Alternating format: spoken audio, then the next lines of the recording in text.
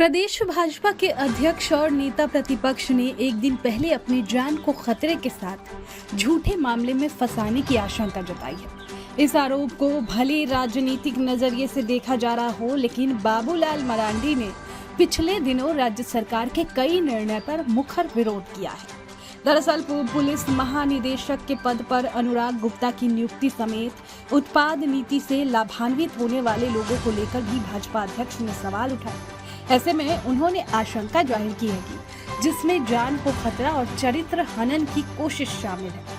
यह जाहिर है कि बाबूलाल मरांडी को पूर्व मुख्यमंत्री होने के नाते राज्य सरकार की सुरक्षा तो मिली है।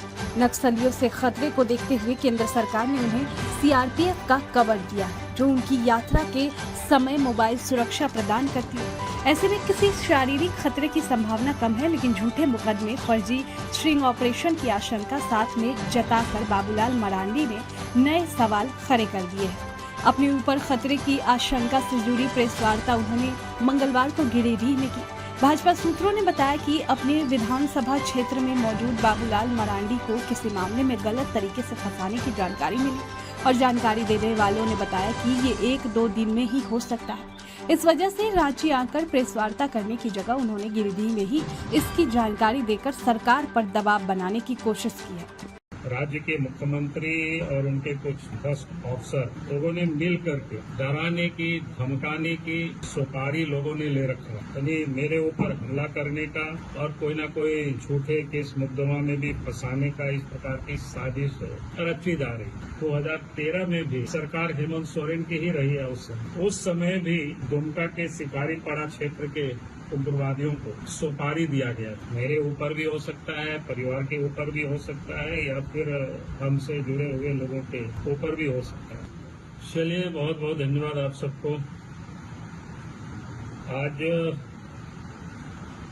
यहाँ पर कोई प्रतिपक्ष के नेता और भारतीय जनता पार्टी के अध्यक्ष के रूप में ही नहीं, बल्कि इस झारखंड प्रदेश की जनता की एक आवाज के रूप में हम खड़े हैं और लगातार हम सरकार के अंदर में जो भ्रष्टाचार है और लूट है, उसके विरोध में हम लगातार आवाज उठाते रहे।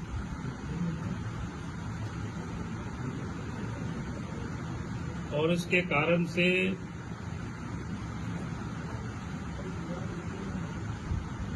कुछ विश्वास सूत्रों से जो हमें जानकारी मिली,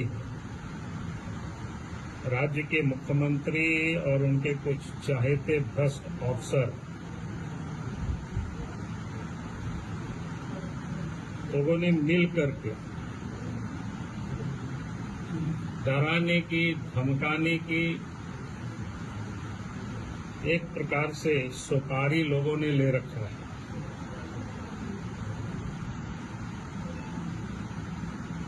यानी मेरे ऊपर हमला करने का और कोई ना कोई झूठे केस मुकदमा में भी फंसाने का इस प्रकार की साजिश रची जा रही है। मेरे ऊपर भी हो सकता है, परिवार के ऊपर भी हो सकता है, या फिर हमसे जुड़े हुए लोगों के ऊपर भी हो सकता है। क्योंकि इन सारे लोगों को जो लगातार झारखंड में भ्रष्टाचार के को लेकर के हम आवाज उठाते रहे हैं, उस कारण से कुछ भ्रष्ट अफसर या सरकार में बैठे हुए लोग भयभीत हैं, क्योंकि आप सबको ध्यान में है कि लगातार भ्रष्टाचार के विरोध में हम आवाज उठाते रहे। चाहे वो शराब घोटाले का मामला हो, चाहे बालू माफिया का हो, पत्थर माफिया का हो, जमीन का हो, या कोयला या पत्थर की अवैध खनन जो होता है संगठित रूप से, उसका भी विरोध लगातार हम आवाज उठाते रहते हैं। फिर जेएससीसी हो, जीपीएससी हो, जैसे जितनी भी महत्वपूर्ण जो इस राज्य में घोटाला हुआ, चाहे वो ग्रामीण क्षेत्रों में जो योजनाएं हो, जिसका यानी लगातार ये जो लूट जारी रहता है, उसके विरोध में हम आवाज उठाते रहे। और आप सब लोगों के सिर्फ संज्ञान में फिर से मैं लाना चाहता हूं। आप सबको याद है 2013 में भी सरकार हेमंत सोरेन की ही रही है। उस समय भी दुमका के शिकारीपाड़ा क्षेत्र के उग्रवादियों को सुपारी दिया गया था। और उसके बाद हमने जब उस बात का रहस्योद्घाटन किया था इसी प्रकार के प्रेस के सामने, फिर अखबारों में छपा। उस समय झारखंड में भी यूपीए गठबंधन की सरकार थी और केंद्र में भी यूपीए गठबंधन की सरकार थी। फिर उसके बाद जांच हुआ, खुफिया जो जांच हुआ, जांच के बाद केंद्र सरकार ने, उस समय की केंद्र सरकार ने राज्य सरकार के द्वारा जो सुरक्षा उपलब्ध कराए गए थे उसको हटा करके सीआरपीएफ की सुरक्षा उस समय उपलब्ध कराई गई। ये उस समय की घटना। लेकिन इसके बाद कल रात में ही हमें जानकारी मिली है फिर से इस प्रकार की षड्यंत्र झारखंड में लोग रच रहे हैं। और उसमें से जो लोग रच रहे हैं, मुख्यमंत्री के सबसे जो चाहते अफसर है, करीबी अफसर है, उन लोगों के द्वारा ये सारे षड्यंत्र किया जा रहा है।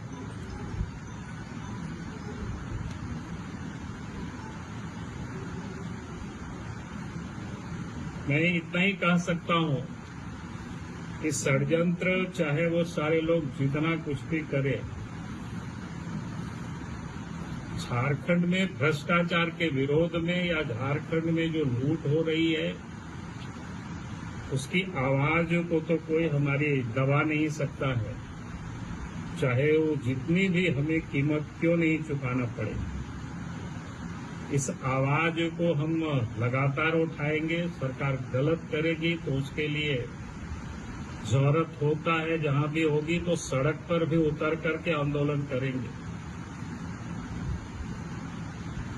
तो मैं ये कहूंगा कि आज लगा कि हम मीडिया के समक्ष ये सारे विषय को मैं रख दूं ताकि झारखंड की जनता को भी जानकारी होनी चाहिए कि किस किस प्रकार के षड्यंत्र रचे जा रहे हैं।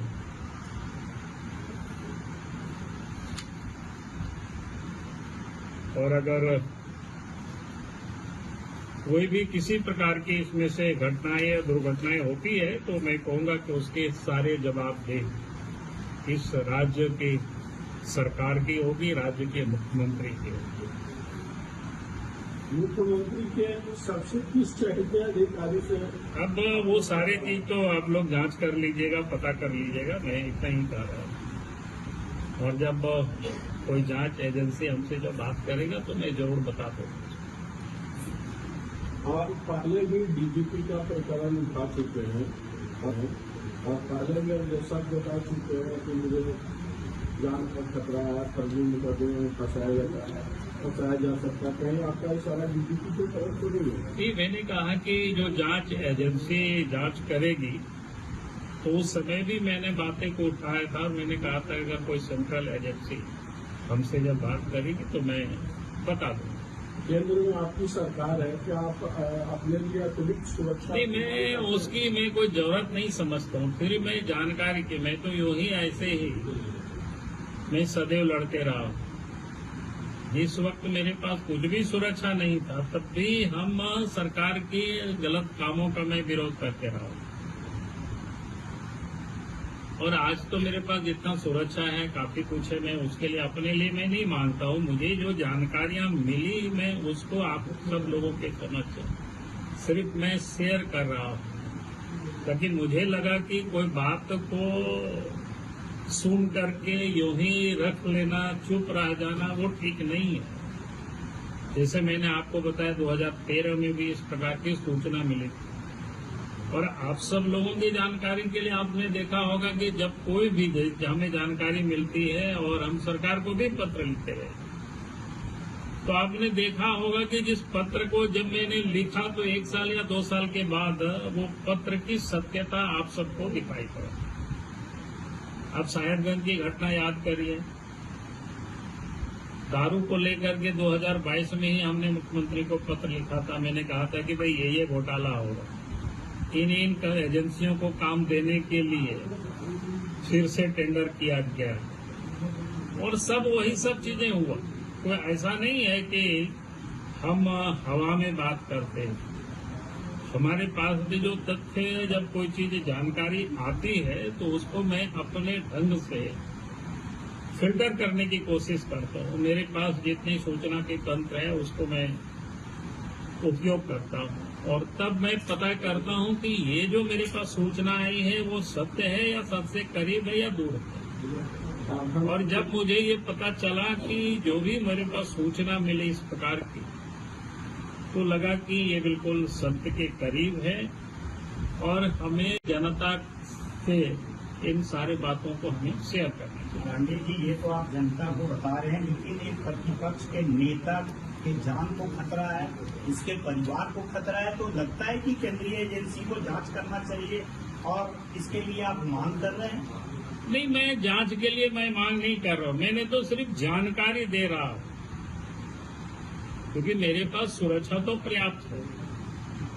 मैं उसको मैं कमी नहीं होनी चाहिए उच्च स्तरीय? हमने कहा कि वो जांच करना जिसका काम है वो जांच करेगा, लेकिन जांच करने के लिए मैं नहीं कर रहा। मैं जनता को सिर्फ बता रहा हूँ कि भाई ये चल रही है इस प्रकार की। जो भी जनता की आवाज उठाएंगे, उस आवाज को दबाने के लिए